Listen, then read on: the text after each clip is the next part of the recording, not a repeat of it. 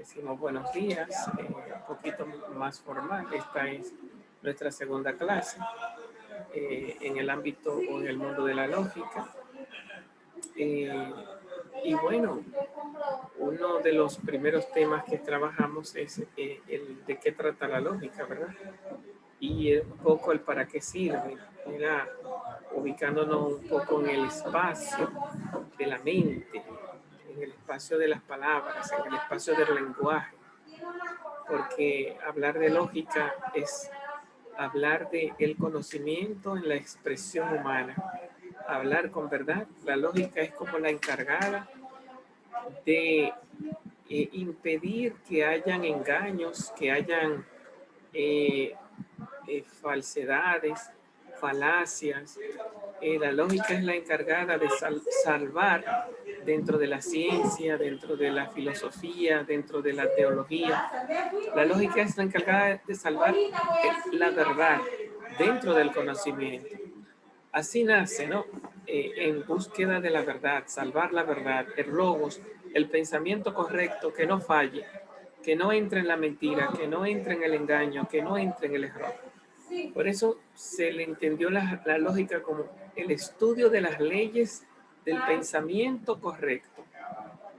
Cuando tú piensas de manera correcta, de tal manera que tú no estés engañado, que tú no estés metido en la mentira, metido en la sin razón, en el error, en en el engaño. Entonces, la lógica se supone que es estudiar si tu mente está funcionando de tal manera que alcanza la verdad, que sale del error, que sale del engaño.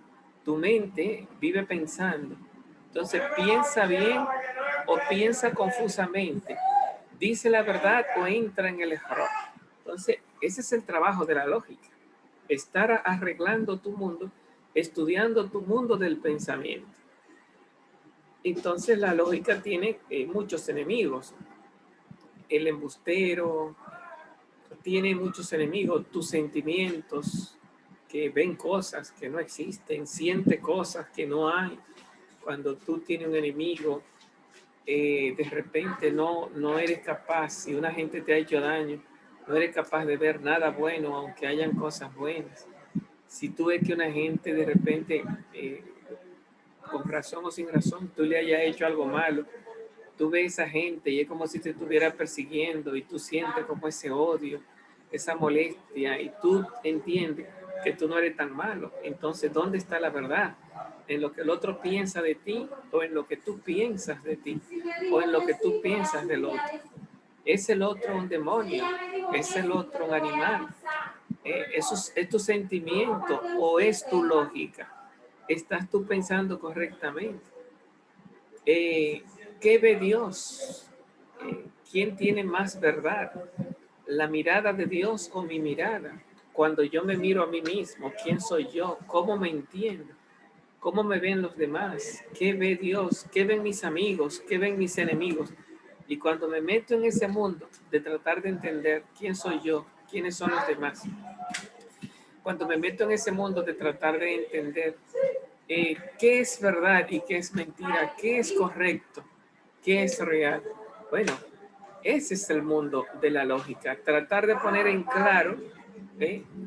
el mundo del pensamiento, salir de las vorágines del pensamiento, salvarse de los huracanes de la mentira, de la bulla, del error. La lógica es la encargada de poner en claro la mente, de tranquilizar la mente, tranquilizar el corazón, para mirar fuera del empañamiento. Si tu mente está en desorden, el mundo está en desorden. Para una persona que, por ejemplo, yo recuerdo una imagen muy interesante de uno de mis compañeros de infancia en el barrio. Yo soy de barrio Las Ursas, cerca de Capotillo, por el Mercado Nuevo, que es un barrio donde había unos famosos grupos de tigres llamados los macheteros, las bandas y las pandillas. Bueno, Maestro, ajá, ¿le puedo Eusebio, decir algo? dime ¿Le Eusebio, puedo decir algo? dime. Parece que Parece que donde usted está se escucha mucha bulla. O no sé si que hay otro micrófono abierto, pero se escucha mucha bulla. Ya entiendo. Sí, pues creo que ya se va a detener si es aquí. Gracias, Eusebia. Bueno, entonces, decíamos como que hay muchas convulsiones, ¿verdad? Entonces, en mi barrio existía un poco ese problema de que habían grupos, habían bandas, y yo recuerdo esa imagen de un muchacho que una vez sale con un machete en la mano, que estaba herido, pero de repente uno lo veía sangrando y uno lo que decía mamá era no se acerquen, no le digan nada. ¿Por qué? Porque cómo hablarle a una gente que ya de alguna forma está enfocado, herido, maltratado y convulsionado por dentro. A veces tú hablas con una persona y no hay posibilidad. Tú quieres como ayudar a una persona a pensar o a cambiar de mirada y a veces no es posible. Tú sientes como ese desorden. Y así como está la mente, está el mundo. Es como que se necesita una bomba que acabe con todo. Es necesario que este mundo, todo es malo, la gente son mala, el mundo es malo, Dios es malo. Algo parecido como el que está enamorado, ¿verdad? Que todo es lindo, todo es bello, la gente son bella y todo es... Entonces, al final, nuestra mente y nuestro corazón tiene el poder de cambiar el mundo de acuerdo a nuestra perspectiva. Entonces entra la lógica y dice, no, no es la perspectiva, no es cómo yo creo el mundo, es lo que el mundo es. La lógica es la búsqueda de la verdad, ¿no? La búsqueda del desapasionamiento, dice Aristóteles. Salir de la pasión, salir de la controversia mental y entrar como en la paz del espíritu, ¿no? Los antiguos, nuestros padres, nuestros abuelos más exactamente, siempre nos hablaban de dos angelitos, ¿verdad? Que un angelito bueno y un angelito malo, y que uno no habla por una oreja y otro no habla por otra oreja. Eso se ve como en las películas, ¿verdad? Que hay como una fuerza en nosotros que nos desordena. ¡Ah! Rabia, pique, odio, que se acabe todo. Y hay otro como angelito, como de que tranquilo, paciencia, esperanza, amor, paz.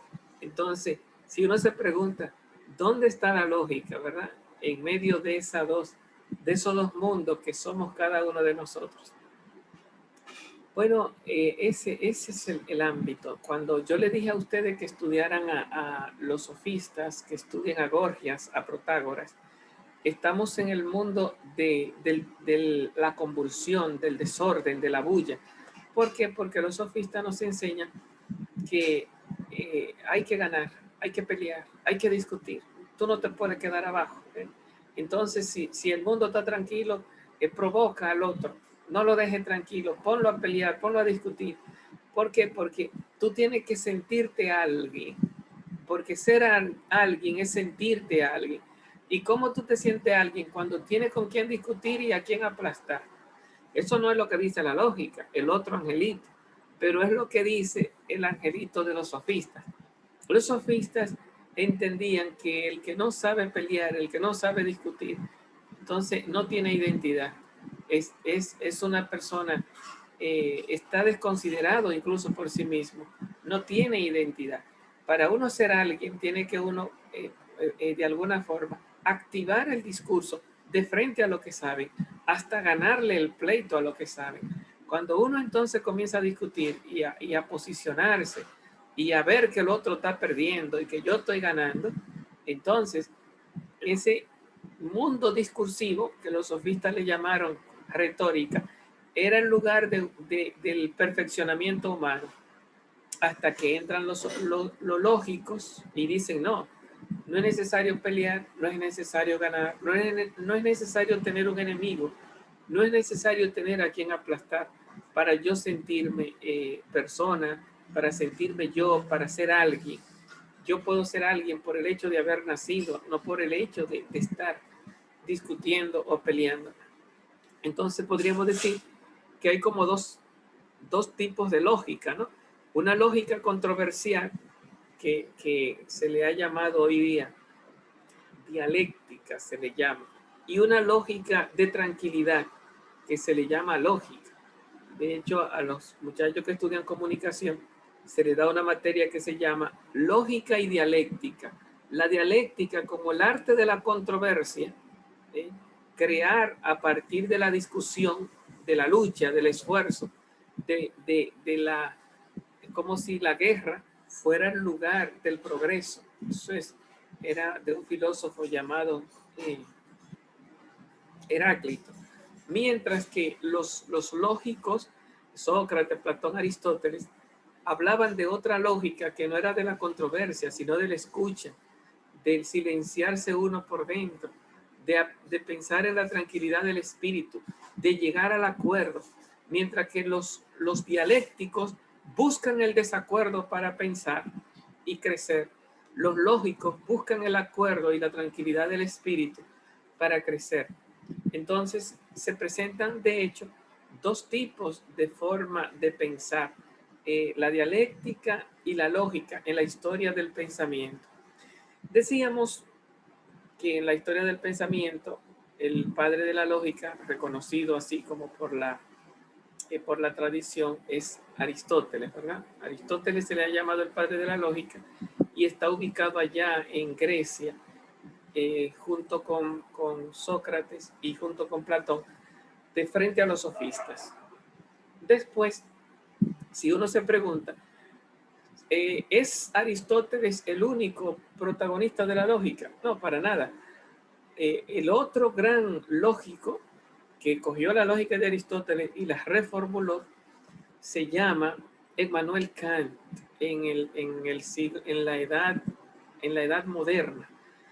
Pues Aristóteles pertenece a la edad antigua.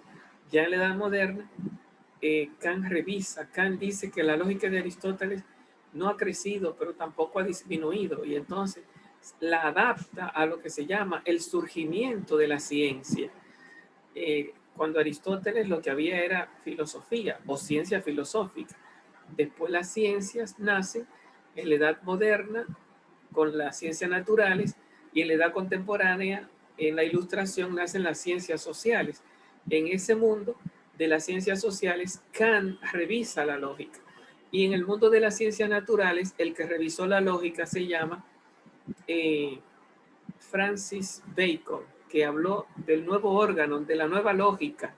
Entonces, en la medida que fueron creándose en la humanidad nuevas formas de pensar el mundo, ya no se pensaba de forma aristotélica, sino que se va pensando con la observación científica. Cuando nace la ciencia, con Galileo Galilei, Nicolás Copérnico, Kepler, todos ellos son para los tiempos de Colón, para el Renacimiento, en la que aparecieron todos esos cambios, descubrimientos del nuevo mundo. Ahí surge una nueva forma de entender el mundo. Es el surgimiento de las ciencias naturales. Recuerde que se creía que la Tierra era plana, y con la llegada de Colón comienza a decirse que la Tierra es redonda. Se comienza a ver nueva gente, nuevos ríos, nuevas tierras, nuevos cielos, nuevos mares, nuevas plantas, nuevos animales, nuevo de todo.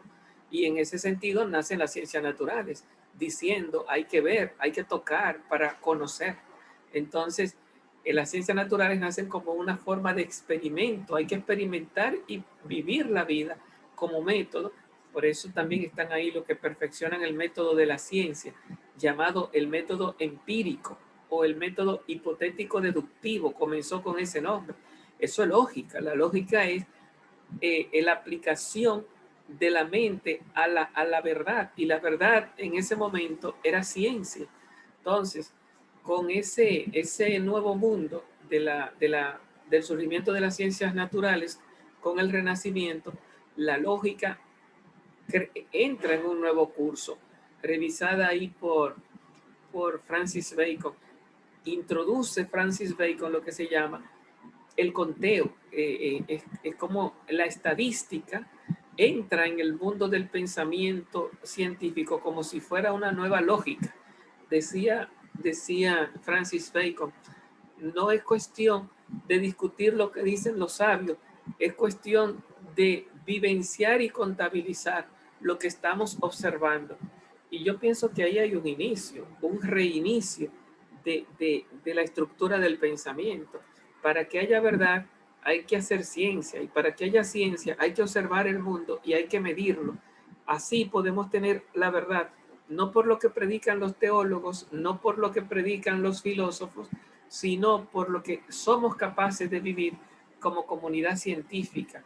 Entonces nuestra mente cambia de ser una mente filosófica o teológica a una mente científica, a una mente racional, el logos, las leyes del pensamiento.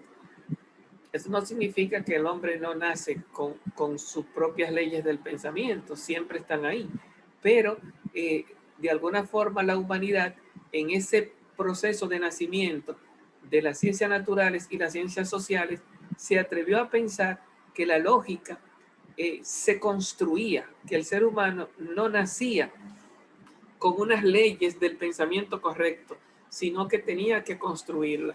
Y se atrevió a negar todo lo que era la antigüedad para comenzar como a reformular, a repensar las leyes del pensamiento. No solamente con el Renacimiento, decíamos también que el otro surgimiento de las ciencias es con Immanuel Kant, ¿verdad? Que también revisa la lógica, pero las ciencias sociales, no las ciencias naturales. Entonces Kant comienza a redefinir la lógica, no desde la perspectiva de la observación, sino desde la perspectiva de los proyectos. Entonces Kant habla no de una ciencia positiva, sino de una ciencia prescriptiva del porvenir, de lo que el hombre quiere, no de lo que el hombre es, sino de lo que el hombre quiere. Entonces, en esa lógica se va a apoyar el marxismo, que la ciencia no es ciencia del ser, sino ciencia del deber ser, ciencia del porvenir. Hoy por hoy no tenemos esa forma de entender la ciencia, somos positivistas en nuestra universidad y hoy día somos ¿cómo se llama este autor? Popperianos en nuestra forma de entender la ciencia, en nuestra forma de entender el pensamiento. Pero ya con la llegada de Kant, toma otra forma de entenderla. En medio de todo este discurso, solo he dicho que entre el padre de la lógica es Aristóteles. Después viene Francis Bacon con las ciencias naturales y modifica lo que se llama la forma de entender la lógica. Después, con el nacimiento de las ciencias sociales, viene Kant, Immanuel Kant, y revisa la lógica y modifica otra vez el mundo de la lógica. Yo pienso que son como dos momentos importantes. Yo no me atrevo a decir que sean lo único, porque cuando uno se pone a leer los libros de la lógica y encontramos a los teóricos de la lógica, son tantos los pensadores que aparecen fascinantes que se pueden hacer otras construcciones del mundo de la lógica. Pero para ustedes que están comenzando, está bien con esto, ¿verdad? Primero Aristóteles, después con las ciencias naturales, Francis Bacon, después con las ciencias sociales, Immanuel Kant. Y nos preguntamos, ¿y ahora? Ya entramos en el siglo XXI, ¿verdad? Habría que ver qué nos dice la historia y va avanzando porque ya estamos en el 2020, o sea que ya tenemos 20 años después que entró el siglo XXI. Pero en el siglo XX se hizo lógica, se revolucionó la lógica, porque nació lo que ustedes conocen como las tablas de verdad en el mundo de la matemática o en el mundo de los conjuntos. Si no sé si recuerdan esa tablita donde hay unos conectores lógicos, P y Q o P y O Q. Esa construcción es una nueva forma de entender. El que inventó esa nueva forma de pensar o de estructurar el pensamiento, queriendo hacer un nuevo lenguaje, se llama Frege. Los que le siguieron, que se convirtieron en padres del pensamiento del siglo XX, está ahí Bertrand Russell y otro pensador que es Bertrand Russell, tal vez sea el más famoso del siglo XX, pero un hijo ideológico o filosófico de Bertrand Russell se llama Wittgenstein, Ludwig Wittgenstein, que creó dos filosofías. Una filosofía un libro en que todos los científicos, se llamaba el Círculo de Viena, todos los intelectuales que decían, que le dijeron al mundo lo que era la ciencia, cogieron un libro de Wittgenstein que se llamaba, tenía el mismo nombre de lógica, bueno, no recuerdo, era como fundamentos de la lógica, no es el nombre exacto, pero tenía el nombre de lógica. Toda la ciencia se apoya en ese libro de la lógica de Wittgenstein. Y Wittgenstein escribió otro libro. Y todos los ingleses de la escuela de Oxford que estudiaban la lengua se apoyaron en ese otro libro de Wittgenstein para crear no la ciencia, sino la filosofía del lenguaje. Entonces, Wittgenstein se convirtió como en ese paradigma irrenunciable para trabajar lo que se llama la filosofía del siglo XX. ¿Qué hizo Wittgenstein y qué hizo Bertrand Russell? Coger el aporte de Frege, que fue el que inventó la lógica matemática, y revolucionar la forma de pensar que tenemos nosotros. Bertrand Russell llegó a pensar, hay que abandonar a Aristóteles porque nosotros pensamos como Aristóteles nos enseñó a pensar. Tenemos que crear una lógica nueva, un pensamiento nuevo, un lenguaje nuevo, un aprender a ver el mundo desde una nueva lógica que fue la que inventó Frege, la lógica matemática. Bueno, esa lógica no ha sustituido la de Aristóteles, pero ha servido para fundamentar lo que se llama el lenguaje de programación que tenemos en las computadoras, ¿no?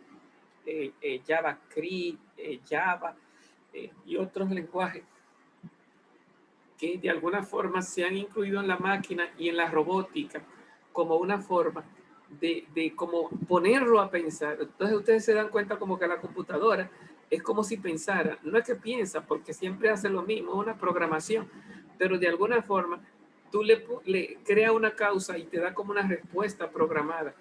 Entonces, curioso. Hoy día la humanidad ha apostado por el pensamiento robótico gracias a la lógica matemática del lenguaje de programación que nos trajeron Frege y los filósofos del siglo XX para hace aproximadamente 100 años, porque nosotros estamos en el 2020 y hace 100 años, en el 1920, se había terminado la Primera Guerra Mundial en el 18, en el 1918, porque fue del 14 al 18. Y después en el 39 vino la Segunda Guerra Mundial. En esa época, entre guerras mundiales, ahí es que está el Círculo de Viena o el grupo de intelectuales que le dicen al mundo lo que es la ciencia. Bueno, entonces, ¿qué estoy diciendo? Que ya nos quedan 5 minutitos. He dicho que el padre de la lógica es Aristóteles, que la lógica es revisada en la edad moderna con el surgimiento de la ciencia con Francis Bacon. También se podría poner Descartes y otro, pero el que va directamente es Francis Bacon. Después, con el surgimiento de las ciencias sociales, es revisada por Immanuel Kant. Y después, en el siglo XX, en el Círculo de Viena, en la época entre guerras mundiales, ahí tenemos el surgimiento de la lógica matemática. Que cuando ustedes buscan lógica en YouTube, eso es el bombardeo que tienen. No la lógica de atrás, sino la lógica que se le llama lógica moderna, también se le llama lógica simbólica, también se le llama lógica matemática, que es este mundo que inventaron de nuestra forma de pensar, que inventó Frege y que perfeccionó en principio Bertrand Russell y Wittgenstein. Entonces, ahí tenemos, podríamos llamarle a esta clase de hoy, tal vez sea abusivo decir que los padres de la lógica, pero porque el único padre que tiene en la historia de la lógica, de la filosofía es Aristóteles, pero es como los grandes protagonistas del quehacer lógico. No sé, otra forma de decirlo sería algo así como las grandes autoridades de la lógica a nivel de la historia. Aristóteles, Francis Bacon, Immanuel Kant, Frege, junto con Bertrand Russell y Wittgenstein. Claro que esto no es acabado, ¿no? Sino de alguna forma poniendo ahí una línea de reflexión, pero siempre hay otros filósofos muy importantes que quedan fuera dentro de la creación o la construcción del pensamiento, del pensamiento correcto en este mundo de la filosofía. Nada, nos quedan ahí unos 2 minutitos. No sé, eh, yo les voy a subir este video. No, no sé si le subí el de la semana pasada, creo que no. Se lo voy a subir por WhatsApp para que entonces vayan teniendo lo que se llaman los contenidos que vamos trabajando. Nada, la tarea es esta misma. Estos nombres que hemos ido mencionando, eh, los grandes de la lógica, los creadores de la lógica, y bueno, que vayan, busquen algunos videos en YouTube que hablen sobre lógica, a ver quiénes son los que han fundamentado, que han creado, ¿no? Todo esto. Pues nada, nos vemos, si Dios lo permite, en el próximo sábado a las 10 de la mañana, si Dios nos lo permite. Adiós. Hasta luego. Bye. Ay. Bye. Adiós, adiós.